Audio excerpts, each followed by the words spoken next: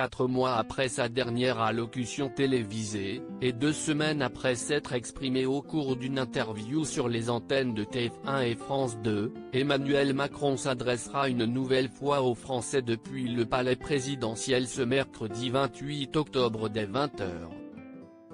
Un nouveau discours à découvrir à la télévision, sur BFM TV, France Info ou encore LCI, mais aussi sur la toile.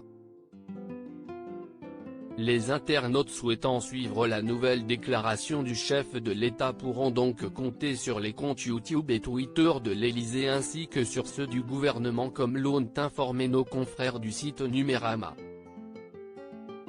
Durant cette allocution, pour laquelle TF1 n'a pas eu à chambouler sa programmation contrairement à France 2, Emmanuel Macron dévoilera les nouvelles restrictions sanitaires auxquelles l'exécutif a abouti, face à la recrudescence exponentielle de cas de coronavirus.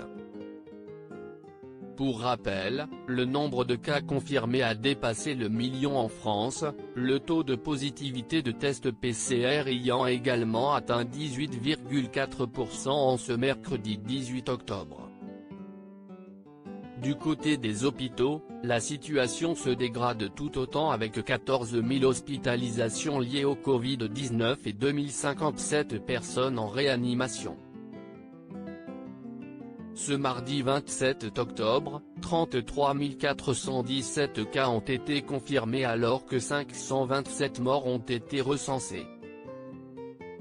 Et ce, alors que le 55 rue du Faubourg Saint-Honoré et l'hôtel de Matignon ont ouvert leurs portes à l'occasion de 3 conseils de défense, les 2 premiers dans la matinée et l'après-midi de ce mardi 27 octobre, le dernier dans la journée de ce mercredi 28 octobre, pour évoquer la crise sanitaire. Tout pour endiguer la pandémie. Parmi les mesures vers lesquelles Emmanuel Macron et le Premier ministre Jean Castex se sont penchés, on retrouve notamment un avancement du couvre-feu à 19h, contrairement à celui qui est déjà imposé en zone d'alerte maximale à 21h, ou encore un confinement local. Selon plusieurs sources proches de la présidence, le gouvernement s'orienterait davantage vers un reconfinement généralisé de la population pour une durée de 4 semaines, semblable à celui instauré au mois de mars 2020.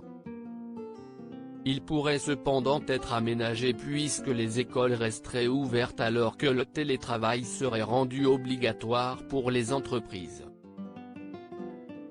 Le tout pour endiguer la pandémie de coronavirus, qui semble une nouvelle fois hors de contrôle, mais aussi pour limiter le risque de saturation des services de réanimation.